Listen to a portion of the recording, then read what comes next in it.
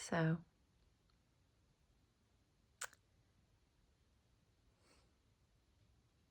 I have a few things to say.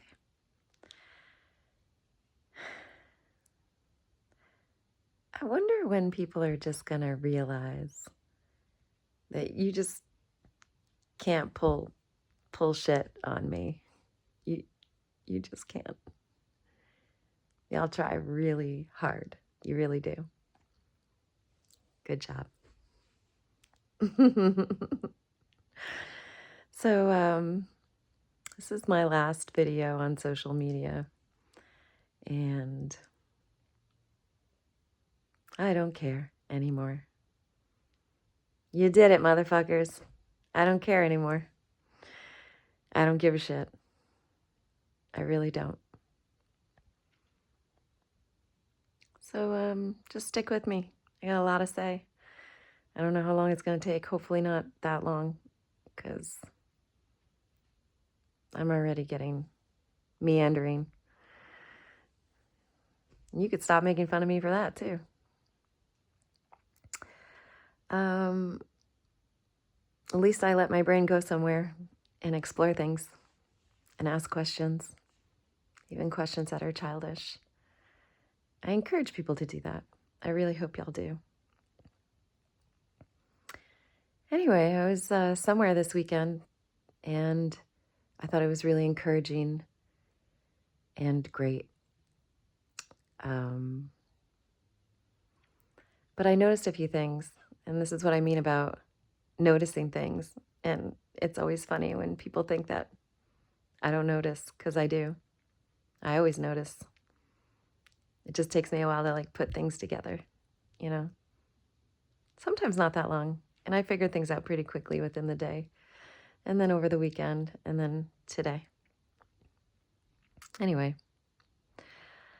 I arrived somewhere, and I was one of the first people there. It was nice. And so I was like eating a snack and stretching, and I stood up front, and I noticed somebody right away who noticed me. I noticed him notice me.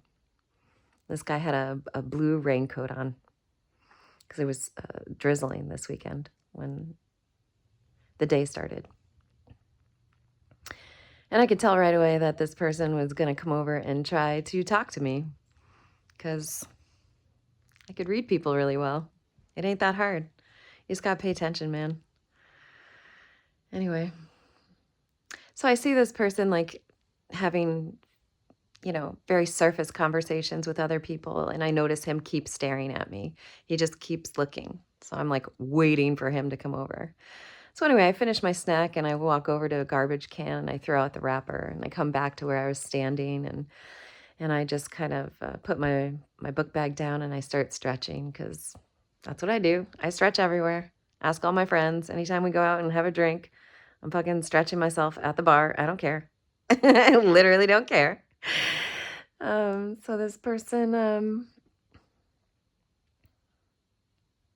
finally made their way over to me and was standing like incredibly close to me, like so close. It was like so uncomfortable. And I knew that something was shady. He seemed anxious. He seemed like he was waiting for me, which was the really funny thing. And so he starts asking me questions like, where are you from?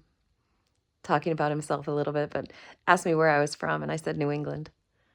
And then not even like a minute later in the conversation, he said something about me being from Connecticut.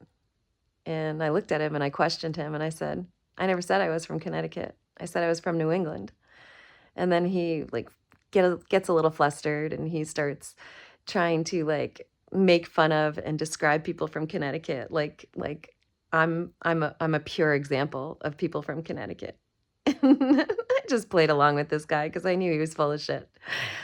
And which is really funny, because I'm literally like nobody from Connecticut. People have said that to me all the time. They're like, they don't think I'm from here, which is funny.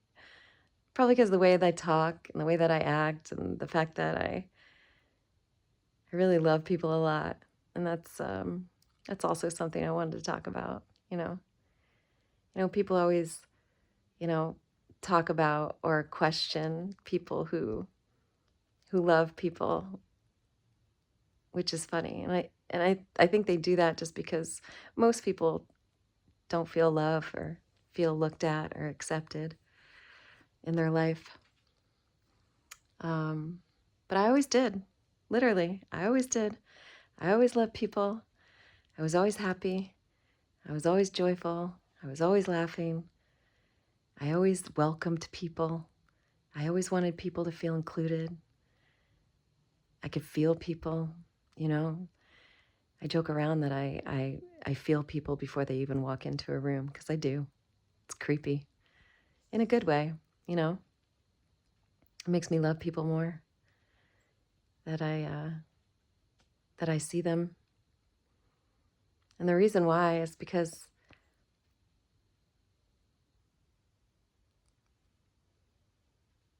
when you don't get something a lot in your life, you just you either continue down that path or you do the complete opposite, and you try to love everybody because everybody needs love, you know. So anyway, I questioned this person, and he starts like getting anxious and like saying, like, trying to describe me like I'm some sort of typical like Connecticutian, which I really hate that, by the way. That's what we're called. Ugh. Pick a better nickname. Honestly. Can you call us like the Constitutionists or something? Like, you know, I think the fucking Constitution was written or at least signed here, I believe. Anyway, so this guy continues to bullshit me. I mean, maybe he's telling me the truth. Who knows? He said he was like a teacher at the Naval Academy and West Point, I think he said, and he was a gymnast and a gymnastics coach, and he does like 2 other sports. And so I just, I'm accommodating and welcoming to people. I never think somebody's fucking with me, even though I question everybody, which is terrible. I don't want to question people, but I've had way too many people who even called me friends or lovers, and that, just wanted to use me for my goodness. And I'm not saying I'm perfect, because I'm far from it, but at least I give people a chance, and I try to love them. Yeah, I try to love them. Because, anyway. So, this guy's like standing incredibly too close to me, you know. What you fucking standing so close to my shoulder, dude? Get out of here. Get out of here. I know what you're doing. But of course I realized too late. And then these 2 other guys, super beta males, come over. And one of them, of course, like, lets on. I figured it out really quick. I'm not stupid. But I got nothing to hide. Like, seriously, what are you going to find on my phone? By the way, I definitely think this guy was, like, trying to, like, track me or get on my phone somehow. I don't know how people fucking do that. I'm a hippie. I don't care about technology. Anyway, so this one guy, he has like a homemade Faraday bag. It's like a Ziploc bag with some sort of weird tape on top of it. And this is the thing about people who are very misguided, that want to do demonic things in the world. It's a law of the universe. They have to tell you when they're doing shit to you, whether it's lying or whether it's predicting something bad that's going to happen. I mean, you see it everywhere. It's in music, it's in movies for sure. And most of the time, it's people that will say that shit right to your face, but in such a way that you think it's conversational when really they're just telling you the bad shit they're going to do, you know? Case in point, I've tried really hard to try to understand or get something good or go to a rally of hers, but she doesn't have them, and she doesn't offer anything. She only does interviews with very famous and wealthy people, and she has a lot of wealthy donors, and she does what she's told. And she does it in a way and says things in a way that's really fucking scary and dystopian. And I'm sorry if you don't realize that. Um, I really want you to, number one, pay attention. Number two, respect yourself enough to know that you have choices and that you have rights that are God-given, and they just happen to be put into a constitution that reminded you of that, okay? So, I visited the Holocaust Memorial Museum, and if you don't believe anything that I say and you're so stuck on the Dem Party, who has gotten so far away from the morals and guides of who they claim to be, but they still play on your sensibilities that they're the party of love and openness, when really they just want to control you. Please go visit that museum. Take the trip. Take a train. Take a short flight. Wherever you live in the world, who knows? Go walk through that museum. Take your time. I took like 2.5 hours to walk through all of it. And I hadn't been there since I was a teenager, so I really wanted to walk in and read it all. And I did. I made sure I took my time. So they bring you to an elevator and you go upstairs. And they tell you to watch a short video, which I just listened to it. I didn't watch it. Everybody else in the elevator turned and looked at it. It's better if I hear things, even though I'm a visual learner, 80% of people learn by watching. So it's important. That's why I demonstrate so much as a teacher. It's important for people to see what they're about to do, and you explain it at the same time. Anyway, my brain goes all over the place, so just stick with me, okay? Anyway, we walk off the elevator, and I start watching the first video and picture and reading the first plaque on the wall. And of course, I'm a really sensitive person, but that doesn't mean I'm weak. It just means I feel my feelings when I feel them. And I don't think that's a bad thing. I actually think there needs to be more people like me in the world so that people can just deal with their shit, even though it's taken me a long time to deal with my shit, because it takes me, there's a lot of it. You're about to hear about a lot of it tonight. So stick with me. Anyway, get off the elevator. And I take my time looking at everything that was right in front of me. And of course, I start crying right away. I'm very empathetic. I feel people's feelings also. That's another little superpower of mine. And I don't know if it's because I'm a naturally sensitive person or if it's because I've had so much bad shit happen to me in my life. And that doesn't compare to anybody else's. You have bad shit happen to you, it's bad, And the thing is that most of the things that happen to you, especially when you're a kid, they're not your fault, but it is everybody's responsibility to figure their life out and find a way to heal. Because if you don't, it's going to turn into some bad shit. You're either going to continue to perpetuate that in your life and in your relationships, or you're going to, push it down, and it's going to cause illness and stress and anxiety and fear. And you won't actually live your life. You'll just exist. And nobody needs that. And I'm asking you all to live. Okay. So,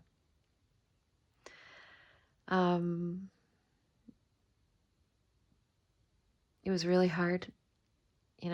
I could handle a lot of pain. I can, physically, emotionally, mentally. I've gotten all of it, and I could handle a lot of it. I could handle other people's pain. I think that's why I'm here. And I'm okay with that. Because loving people isn't all fucking rainbows and unicorns, man. It's actually a burden. It's a burden to love everybody.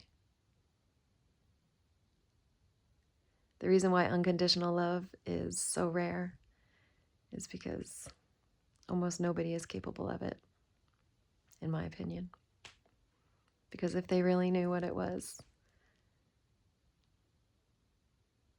they wouldn't sign up and say, hey, I'm going to do that for everybody. Me, pick me.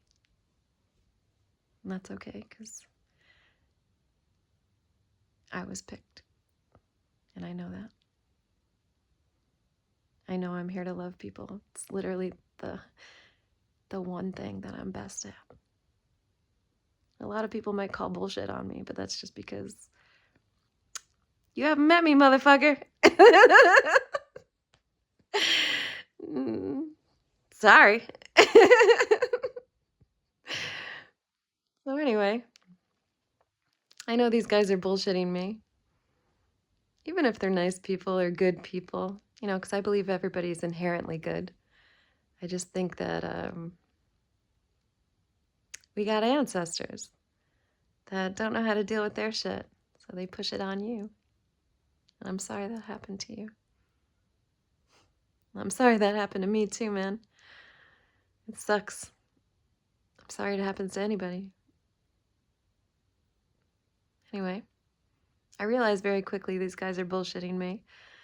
All of them are standing too incredibly close to me that they have to be doing something to my phone, you know. And I don't know. I don't care. But I also don't have anything to hide. I mean, what are you going to find?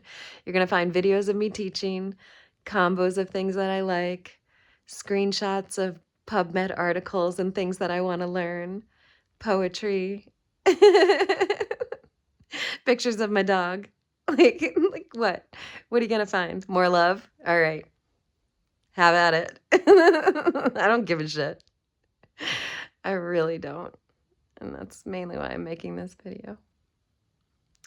And I don't really care if you can't see me well, but you could hear me, you know, because I don't want you to see me right now. I got a lot to say. And it's not that I'm not afraid to say it or be on a video. I just don't enjoy cameras. I really don't. I just don't. I enjoy teaching people. I used to video myself a lot for teaching, and it was all for my students. I don't mind doing something if it's for somebody else. But I don't know, I just don't like it. And I don't care what you think about me because I'm in the dark. It's just so late. I don't really feel like turning my camera light on. So you could just have this little weirdness that you could see, this pixelated me. And you'll just have to deal with it if you want to just hang out. If not, have a great life. I love you. I will always pray for you because that's another thing I'm really good at that I really enjoy doing. And here's the magic about prayer. When you do it for somebody else, it just works better, you know? There's only one prayer that I say for myself, and it's literally the only thing I ask God for all the time, or that He'll bless me with. And it's like 5 things, but it's all one prayer. I always put it all together. So, but the majority of my prayers are for everyone else, literally everyone else. People I know, people I'm related to, my dog, Mother Nature, Earth, bees. I love bees. They're really cool. I thank them for their time and their service. You should too. Go fucking thank a bee. It won't sting you. Believe me. Bees see your frequency better than you ever can. Plus, we owe them a lot. Anyway, I pray for complete strangers. I pray for homeless people. I pray for people who are addicted to drugs. I pray for people that hate me. I pray for people that have done really bad things to me. I pray for school buses. That's one of my favorites. It's a great one. I'll probably be on some other platform that I know protects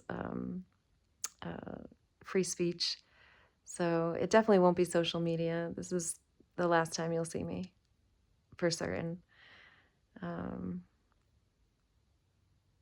anyway, so getting back to this Yahoo, he had a fedora on, and he was more tan than anybody should ever be for a white dude. And he pointed out right away how white I was. And of course, I joked with him, which I always say is, I'm not white, I'm translucent, motherfucker. And I'm proud of it. This is porcelain, bitch. Anyway, you can see my whole cardiovascular system. Just kidding. Anyway, this guy is like auburn. He's so fucking red and tan. Um, but wearing a fedora and the most awful Hawaiian shirt. I mean, it's like a Hawaiian shirt threw up a Hawaiian shirt. That's what it looked like. And I think he had like tan or like sort of army colored jeans, like it's kind of like that tannish green, you know. Um, yeah, I think that's what he had on. And so he was like awkwardly too close to me, and I knew right away they were just, I don't know, doing some bullshit. I don't know what you're doing. Just stop. Stop fucking with people, man. Anyway. So I knew this guy was bullshitting me because he knew something about me that I didn't tell him. So, and when he saw me, as soon as I walked in, I knew he recognized me. And then he got like a little hyped up. Like, calm down, motherfucker. I know you're gonna come over here. You can just relax. Anyway, this guy walks away from me.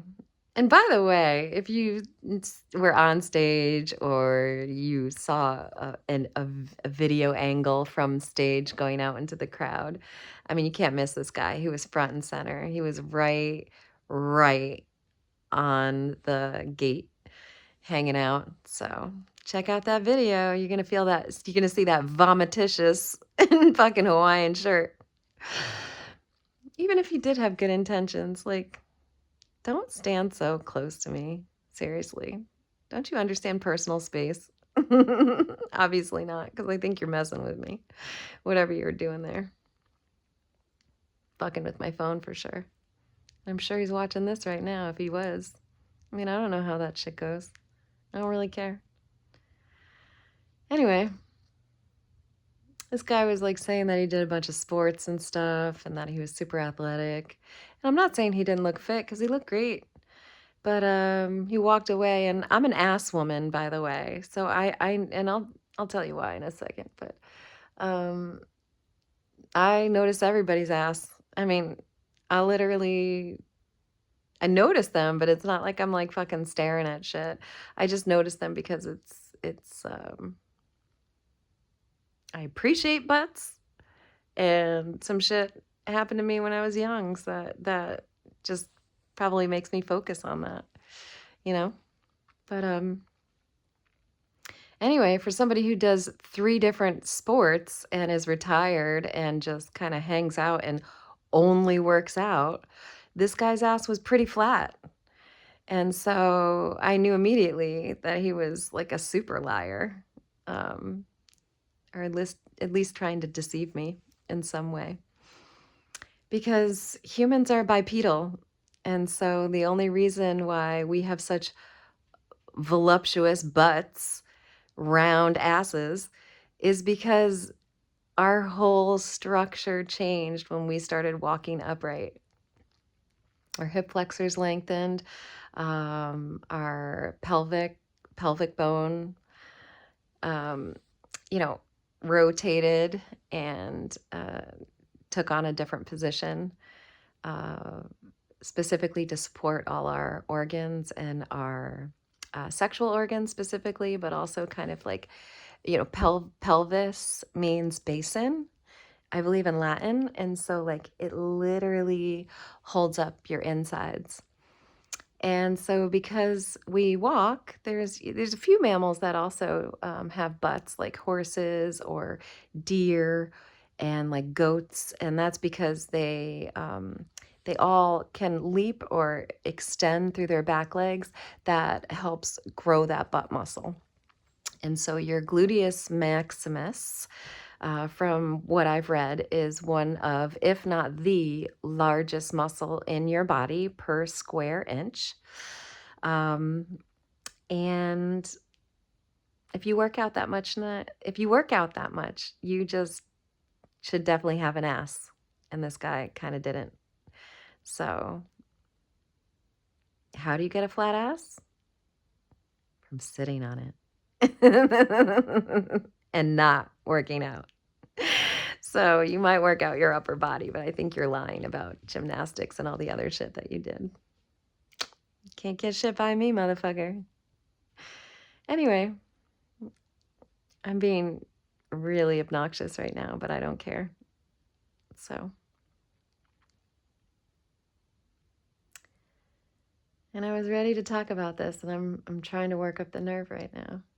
But I am, because I'm really saying, like, fuck you to everybody. Not really, but like, fuck you to the ignoring things, or not speaking up for yourself, or not going deep so that you could figure out what your own shit is. And so I have a theory. I mean, I've always been like a really good athlete, and I always had an ass. You know, I'm a skinny girl, but I always had an ass. And I love it. It's my best asset. It's a bad pun. Sorry. Apologies.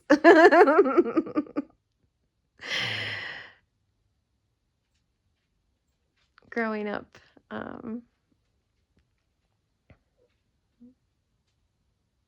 there's a lot of trauma in my family. You know, my family, none of them talk about it. None of them. They're very passive people, at least my immediate family. A lot of extended family also. They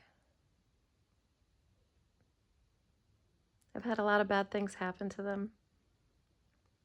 Lots of alcoholism, lots of abuse, lots of hate, lots of jealousy, neglect, screaming.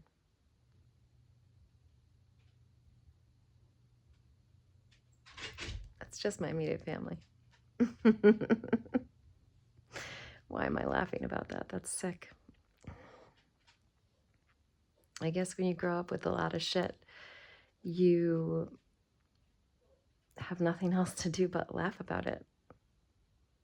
I think people who have dark humor, I'm into it. I like dark humor. I think they just had to, you know. I think there comes a point where it's just funny after a while, which is crazy, right? That's crazy. Anyway, my mom was a nurse for very many years, and I know some bad shit that happened to my parents, and I assume things that happened to them too, things that just make sense to me, maybe that I wasn't able to confirm. But growing up, we always had our temperature taken when we were sick rectally, which means that the thermometer goes up your butt. I hated it. Oh, I hated it so much. I detested it all the time, which I think is probably the reason why I was so incredibly healthy my whole life. Like, I refused to get sick. I didn't want it. I didn't like it. I didn't like to be made to feel uncomfortable all the time, just because maybe somebody else was made to feel uncomfortable at one point in their life. And I'm not saying that's how. I'm just saying just uncomfortable in some way, or hurt, or abused, or ignored, whatever it is, whatever whatever it is that they had to deal with. Anyway, I hated it. And I didn't understand why the doctor would put the thermometer under my tongue and why I had to sit there uncomfortably for like 15 minutes. Like, come on. If rectally is the most accurate, why am I sitting here so long? I know it doesn't take that long for a thermometer to go up. So that wasn't about medicine or your well-being. That was about, like I said before, people will take whatever pain they had in whatever way it happened to them. I don't know. I can't confirm that. But they'll either perpetuate it or they'll do it in the hopes that somebody will understand what happened to them and help them heal. And that's who I am for my family. I know that. I have welcomed that pain my whole life. And it's not that I don't think that they didn't love us, but I don't think they love themselves. And I don't think a lot of people love themselves because they're made to take on the pain of other people. Because kids are pure. Kids are beautiful. I love children. I think they are the most fascinating people to have conversations with. I think they're so creative. I heard a statistic that 98% of 2-year-olds track at a genius level. And the statistic, I think, the reason being was because of play. And I think that's why could be a contributing factor, not the reason, but a contributing factor to why there's so many issues and anxiety and self-hate or self-harm or abuse. And literally the list goes on of all the bad shit that happens in the world and to us and to that we do also to each other. And so whether it be through bad physical or mental things, or whether it just be through, trying to fit kids into some box. Because humans, oof, we just fucking love labels. Get out of town with that shit. All right. Stop putting kids in a box, man. Just stop it. If you let kids play and explore and figure out the things that they love, they will become the authentic person that they are meant to be. And then it won't take them fucking 40 years to figure that out. And God knows how much therapy. I don't personally know. I've tried to get therapists. It never worked out. Literally never worked out. So I did something that was bold and daring that I absolutely do not suggest that anyone else does. And that's, I'm going to paraphrase this, but Fyodor Dostoevsky, and I might pronounce his name wrong because I literally only read things. I don't often hear how things are pronounced. Wrote a book called The Brothers Karamazov.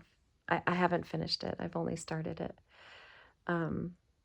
But I have heard and read a famous quote from that book, and I'm going to just paraphrase it in a way that I've heard someone else paraphrase it. And you are not only responsible for yourself, but you are responsible for everyone else in the world.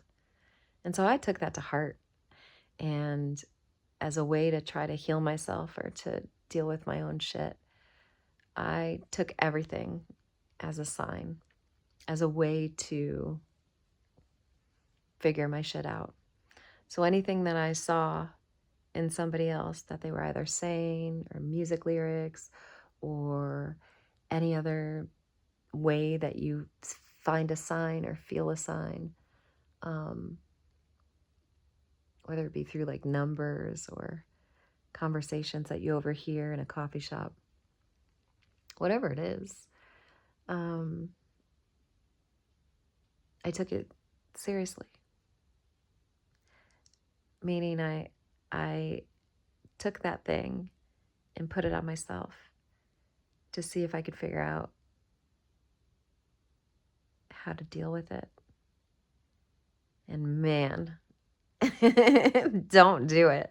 That shit sucks, putting yourself through that. It's pretty rough.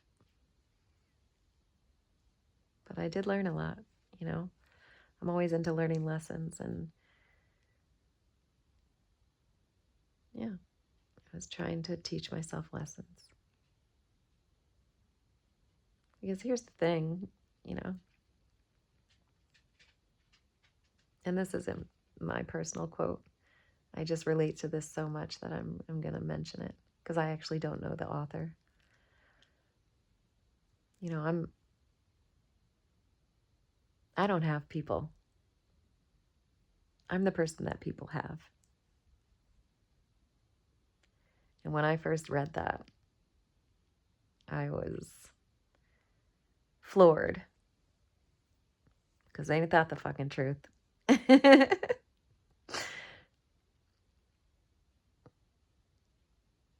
I know what my strengths are.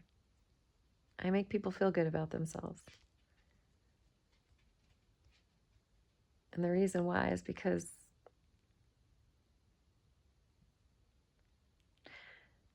there's some people in the world that like to make fun of me. They call me names that have told me straight to my face that they hate me. And that's fine. You can go ahead. Your opinion of me is none of my business. I'm still going to pray for you and I'm still going to love you. It doesn't change me. That's about you, not me. I still love you. There's some people in the world that mock me.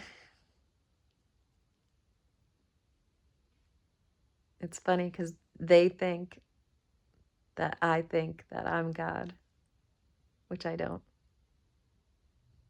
I don't think that.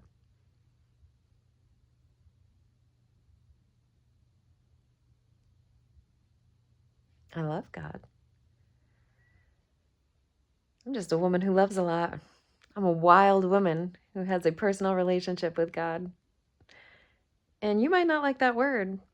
And I'll tell you exactly what you can call it whatever you want, man. You know, God is the same as the universe, is the same as source, is the same as light, is Yahweh, is Allah, is whatever you want to call him. Is love. It's just love. Anyway. So that's what I do, man. I love people. I pray for them. And the reason why I love people so much is because anytime I meet someone, I look for the God in them because we all have God in us. We all have the universe in us. You're literally fucking stardust, people. You got all that shit in you. I also believe that God is like the Big Bang in consciousness, and that is what perpetuated everything else. It's just a fun theory. Who knows? Nobody fucking knows. It's all wild, you know, guesses. I'm just a wild woman who has a personal relationship with God. Anyway. So I had all of it, man. You know, growing up, all of it. Nobody in my family or extended family. And I don't even know their shit, so maybe I'll take that back. I just know what happened in my house growing up.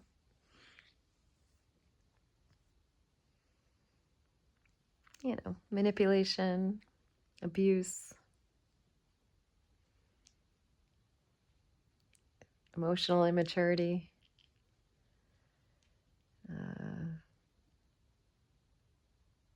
trying to control and enforce rules. It was truly tyrannical. You know, and so much of that comes from whatever those people feel about themselves. Hate, pain, neglect.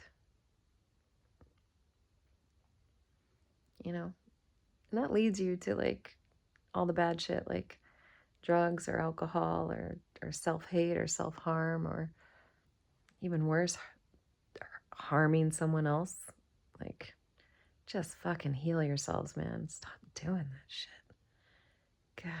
Stop manipulating people. Stop manipulating language. Stop changing the definitions of words. Stop it.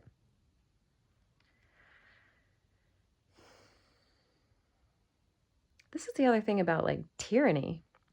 It always blows my mind. Like, people who want control and want tyranny, like all these fucking neocons that are, you know, running our country right now, these people that just fucking love war. What are you doing? Because if you really had your way, if your nihilistic son of a bitch selves really had your way, then eventually there wouldn't be anybody around for you to abuse or to control. You know, at some point in time, if you were actually successful at what you did, there wouldn't be anybody else. You would just have to turn on each other if you haven't already. It kind of looks like some of y'all turning on each other. Just look what happened with her getting that nomination. Come on. That was a bunch of crock of shit. And nobody questioned it. Why is that? You motherfuckers are captured. Stop it. Think for yourselves. There used to be a thing called integrity. I implore you to practice that. Anyway, like I told you, I'm Rhiander. I don't really give a shit. You want to stay? Stay. You don't? See ya. Love ya. Excuse me. I love you. The I in front of love you is incredibly important. If you're just saying love you to your friends, try using I. But before you even do that with friends or people that you actually care about, how about just getting in front of a fucking mirror and saying it 10 times to yourself? That was literally the thing that started my journey. I made myself do that. It was hard. I think I only got to like the fourth or fifth one before I started getting upset. But then I stuck it out. And I encourage you to do that.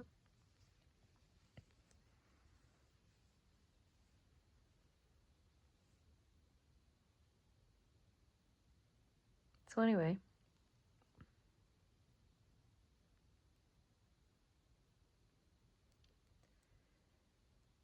I was really upset before I decided to try to make this, and I don't know, I'm not so upset anymore. I just been through the ringer, man, my whole life. Literally my whole life.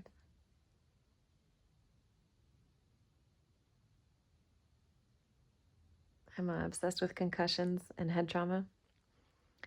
When I was 5 years old, I ran up behind my brother and he swung back and mistakenly hit me with a golf club.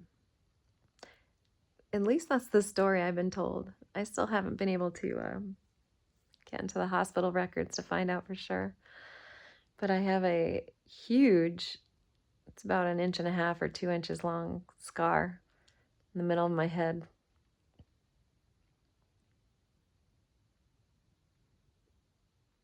I was always self-conscious of my forehead my whole life.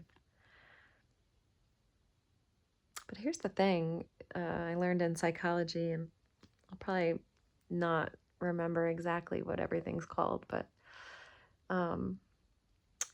there's a type of memory that you have that is just like inherently, it just inherently happens to you. It's like, it could be traumatic. It could just be like really like one of your first memories. And I'm just not remembering what that is right now. But I think it typically happens between the ages of 3 and 5.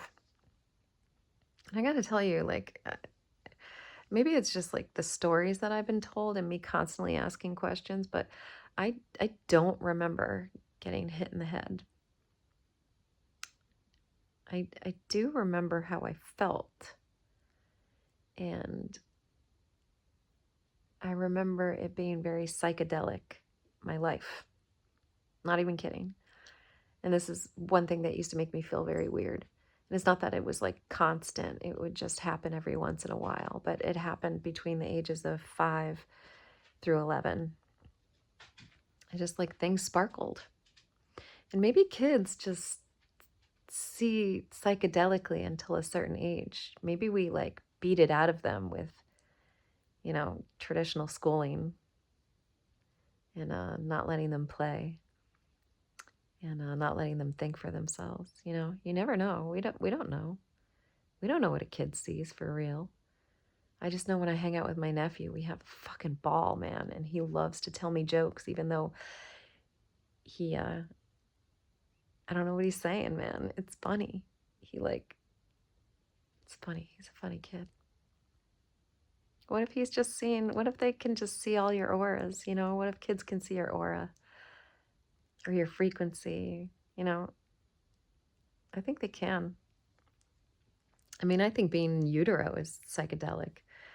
I think it's really beautiful that that a baby just sees fluid all around them and they could move freely without any restrictions inside their mom's womb.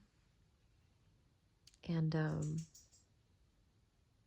but the thing they can't do is they could hear everything. It's such a beautiful thing that babies can always recognize their mother's voice. It's beautiful. Anyway, there's a lot of rules in my house growing up. There's a lot of screaming, a lot of anger, a lot of hitting, getting your mouth washed out with soap, which really sucks, man. You get diarrhea from that if you swallow any of it. It sucks.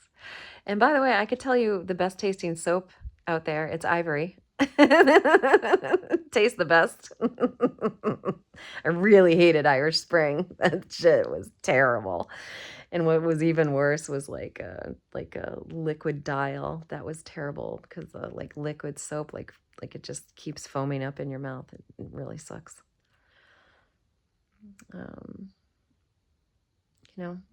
Lots of rules, no swearing. My dad really hated it if we spit, and I could only venture to guess why he hated that so much. My sister and I used to lock ourselves sometimes in the upstairs bathroom that is like so incredibly small and disgusting. Like my parents' house is gross. It's a gross place. I was always very embarrassed to ever have anybody over growing up. But if anybody ever commented about my house, I wrote them off immediately. It's a weird thing that you'll hate something, but then hate somebody else for even pointing it out. Oof. Wow, that was a lesson right there. Man. Anyway, their bathroom is like full of black mold. It's really terrible. And it just reminds me like how much hurt and pain and hate and shit that they push down. It's rough, man. Anyway, we'd lock ourselves in the bathroom and have spitting contests into the bathtub. They have this like old clawfoot metal bathtub that's has like porcelain coating. You know, those really old bathtubs. It's pretty cool, except the fact that it's, you know, the whole bathroom's disgusting. Literally, like the house. When I go over like people's houses, growing up or even now, like maybe people have like some laundry on their bed or something, and they're like, "Oh, I'm sorry, my house is so gross," and I just look at them and laugh and just say, "No, your house is beautiful. You don't even know, bitch. You have no fucking idea." You know, how things manifest like that. It's rough.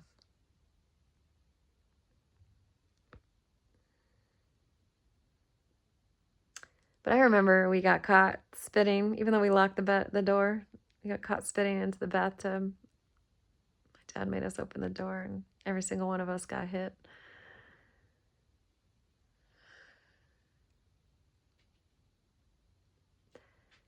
The worst were the threats, you know. It was like the threatening you to keep you down, you know. Like if we were really bad, we got hit with a belt. My dad's leather belt. Like I said, the physical part wasn't the worst. I could always handle that shit. I literally can handle more than most.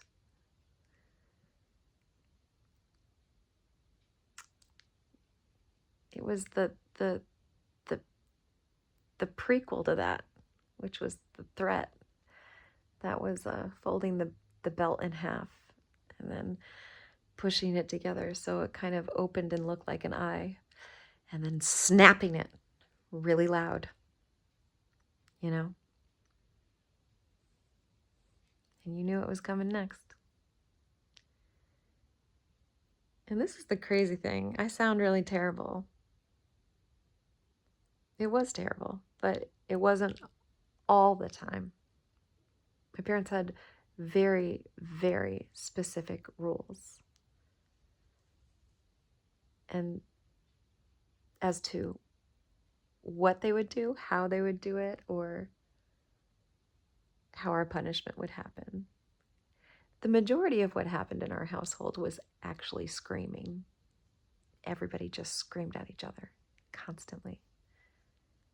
Constantly. There was like alliances with my siblings growing up. Who was on whose side? Who was hating who today? Who stood up for this person? Who completely ignored everything and just, you know, there was all of it. We had. The screaming was the worst. You know, everyone in the neighborhood could hear us, I'm sure. This is an old house with single pane windows. I know you could hear us. But they go to church and they're really passive and they resent people when they volunteer and overextend themselves, and then they resent people later when really they're the ones who volunteered to do all that shit. And we all got that too. I'm notorious for that growing up. You know, I'm like that horse in a animal farm. Like, it might be one of my brothers actually. You know, you just keep working. You're gonna keep working. You just keep working. You could handle all of it. You just keep working until the day you die. Please don't do that. Literally, I want everybody to live your life. It's a beautiful thing. We live on the most beautiful planet. It's beautiful. Just like fucking walk outside. Take your shoes off. Take your socks off. Go sit in the dirt. Go lay down on your front sidewalk. I do that sometimes when my dog's just hanging out outside. Fucking people walk by and they're like, "Are you okay?" Yeah, I'm fucking just hanging out. Carry on. You never seen somebody enjoy the sun and the fucking earth? It's a beautiful thing. Go lay in your yard. Go take a hike. Go take a walk. Without music and cell phones. Leave that shit at home. Give yourself enough time so that if you walk too far, that you're not missing your next whatever you're doing that day. Anyway.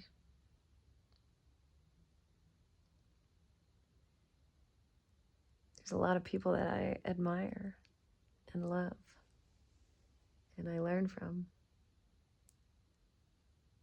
I'm pretty sure almost all of them hate me. Rightly so. I was pretty annoying for a while.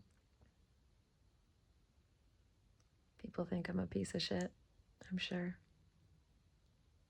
Again, your opinion of me is none of my business. I'm still gonna love you and pray for you.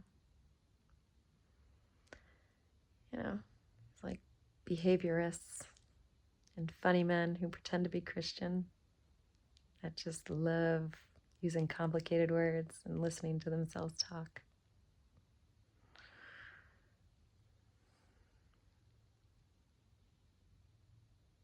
I love you too.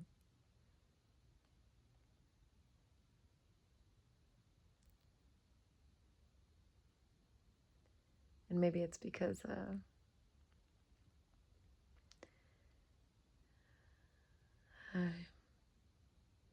it's late, so I'm like forgetting the author's name, but somebody in the world will remember this better than me. That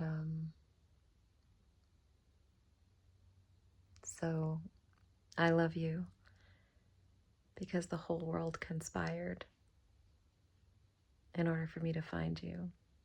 Something like that. It's not verbatim. That's just what I remember right now. And like I said before, I'm the person that people have. I don't have any people. I never really did. I've been taking care of myself since I was 8 years old.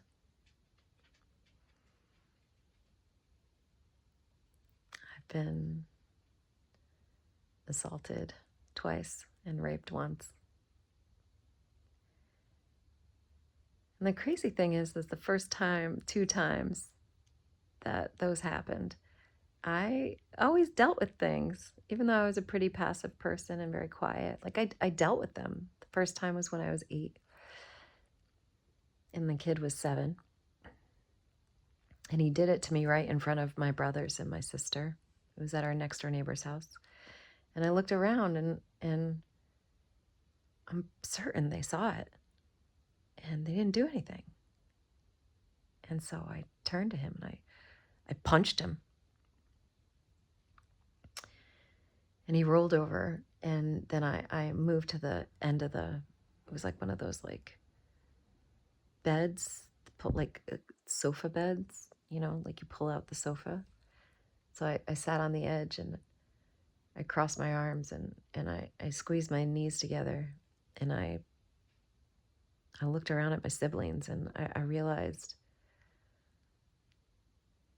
all right, nobody's going to take care of me. I got to do it. So I did. Mostly emotionally because my parents are pretty emotionally stunted, even though they are very nice to other people. But nice is different than being kind, in my opinion. And I've always tried to practice kindness. I always tried to welcome people and love them. Just right there, exactly where you are, right there. And then when I was in college, a football player, we were on a date at my apartment. I made him dinner and we were hanging out. And then we started fooling around and I was like really uncomfortable and I wanted to stop and he didn't. And so that's how I tore my knee in college, my meniscus. I was a track athlete and he was a football player. And I bent my legs really hard because I was literally right in his ear, you know, and I kept saying, "Stop it, no, get off of me, no." And he was a lot stronger than me. And so I bent my knees really hard, like, like a frog, like when you do like a butterfly position. And I dug my heels into his hip bones and I pushed him off of me. And he went flying and fell off the bed. And I tore my meniscus directly in half, like that. And the split in my knee was so even that the doctors decided to, great surgeon, my old roommate was an athletic trainer and he knew this surgeon. And so he got me in to see him right away. And I've always been grateful to him because he was the one who came to the ER with me and sat with me, which I was grateful for. Anyway, they tacked my meniscus back together with calcium tacks, and this was just a few weeks before my outdoor track season, a couple weeks, because we used to start our outdoor track season every year by going to either Miami or LA or Puerto Rico. And so my coach was good friends with the track coach in Puerto Rico, and so we would take our spring break.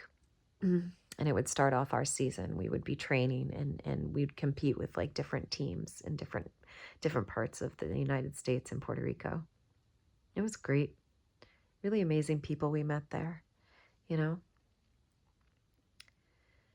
But I was in an immobilizer because I had my knee surgery the week before. It happened 2 weeks before our vacation, and then I had surgery almost right away. By the way, the most disgusting thing was how the doctor had to unhinge my knee because the meniscus split and then half of the meniscus folded over and got stuck in my kneecap. So I couldn't actually straighten my knee. It was stuck in a 90-degree angle for like almost 2 days. And then I finally got in to see the orthopedic, and he turned my leg one direction and then turned and rotated it the other direction. It was that was more disgusting than any of the therapy that I did after, even when my scar tissue broke up. Yeah, that was the most disgusting thing that ever happened. Watching him do that to my knee was nuts. Anyway, before I even went on vacation, I dealt with that guy too. I screamed at him and told him to leave my apartment. And then my current roommate at the time found me, and I lied to him and I told him that I tore my knee putting pants on. And so he like helped me onto the toilet and then closed the door behind me. Really nice guy. Good family man. Big Italian dude. He was a linebacker. He was nice. He was good to me. All those guys were good to me. The guys that I lived with. I actually lived in a frat house. I was one of the only girls. Everybody had their own apartment, but it was like 6 different apartments, and there was like 13 football players. One of them eventually had his girlfriend move in, but at the first year I was there, I was the only girl who lived there, and it was fun. We were all friendly, and those guys were more protective of me than my brothers ever were, which was cool. Anytime I was at like the bar or the club and like a guy that they didn't like that was coming over to talk to me, like 3 of them would stand behind me with their arms crossed until the guy walked away. I still love all those guys for that. They didn't know it, but that was the only time I felt safe. I was living with them. Anyway.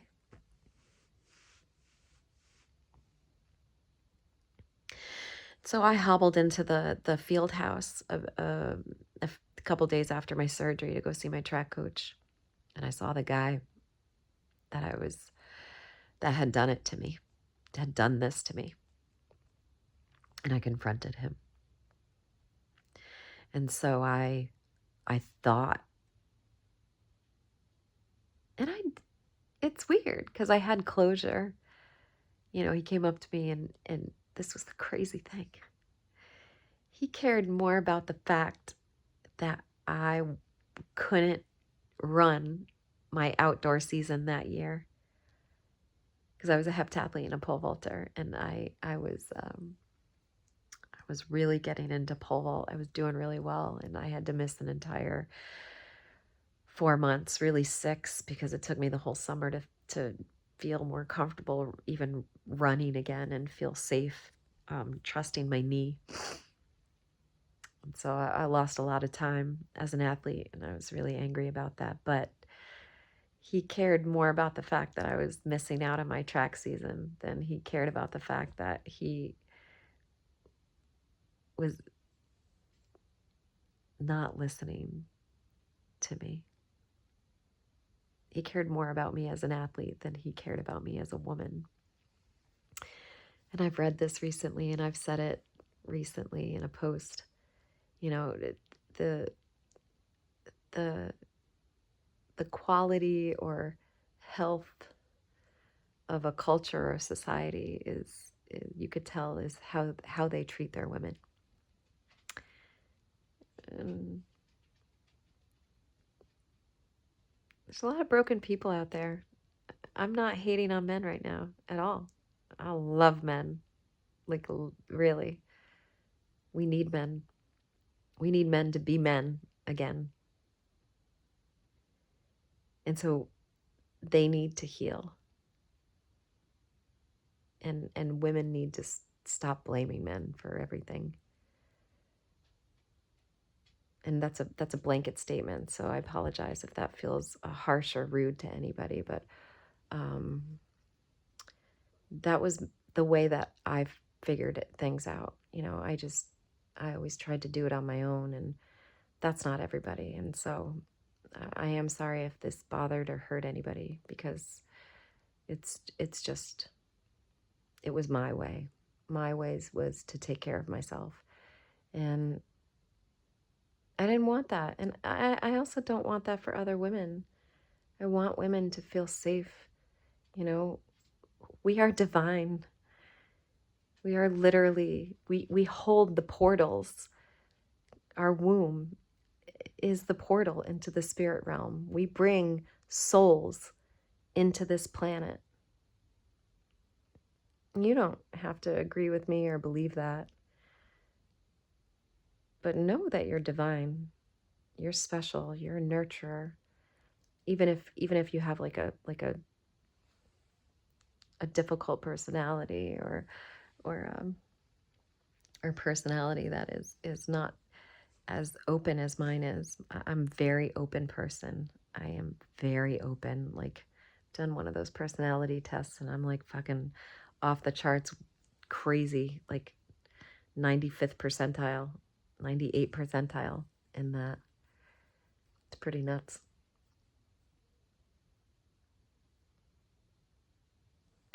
What I'm really saying is, can we all just take care of each other? It would really become us, you know? The last time I was assaulted was 2.5 years ago, almost 3 years ago, by a doctor who's still practicing medicine. By the way, excuse me, I take that back. I never want to call him a doctor. He's a medical professional, in my opinion. He might have his degree, but he absolutely does not follow his oaths. And oaths used to mean something. I mean, that's why I take him in the first place. Lawyers have to take an oath. I'm sure medical professionals have to take an oath. And that first oath is do no harm. I really hope a lot of you motherfuckers remember that. Do you have your oaths written down, by the way? Like, you should go back and read them, you know, do a little study time. Anyway, this guy is still practicing, and he runs a clinic, so he gets federal funding. And I really tried hard to find out some things about him, but I know plenty. I know plenty about this motherfucker. He changed the name of his business, by the way. And I went to all the people that you're supposed to, literally. And I know my case was difficult because there was no evidence, even though I know it happened. I know what you did to me, bitch. I know what you did. And so does God. And here's the thing. I pray for that asshole too. He's the only one I never felt closure with because I went to somebody else for help and they didn't do anything to help me. I read my entire case file. I asked lots of questions. I hounded those people for 2 years. The police and the state of Connecticut Department of Public Health. I get it. They couldn't do much. But this guy's still practicing medicine. And all he got was a warning. That sucks. And fuck you. Fuck you. Hard. But I've still prayed for that guy. Isn't that nuts? It's fucking nuts. He molested me during an office visit. And he got away with it. And do you know what makes me even more mad? I fucking paid $80 for that shit. Fuck off, man. I want my money back. Just give me my $80 back. But I get it. I don't have to wish that guy lives in hell. He already does. He has to wake up and be him every morning, and I get to be me. I'd much rather be me.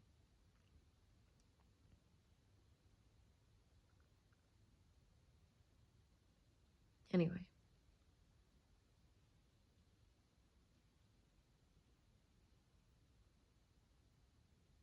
I don't have much else to say.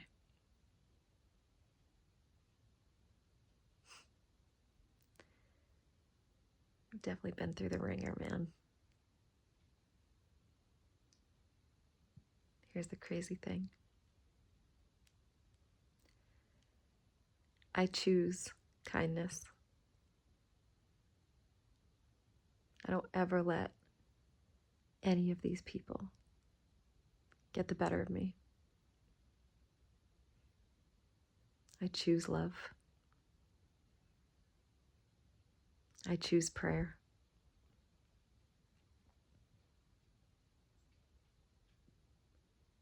I choose to see the God in other people.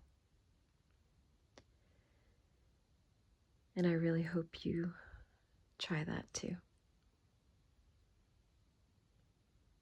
Thanks for watching. Goodbye.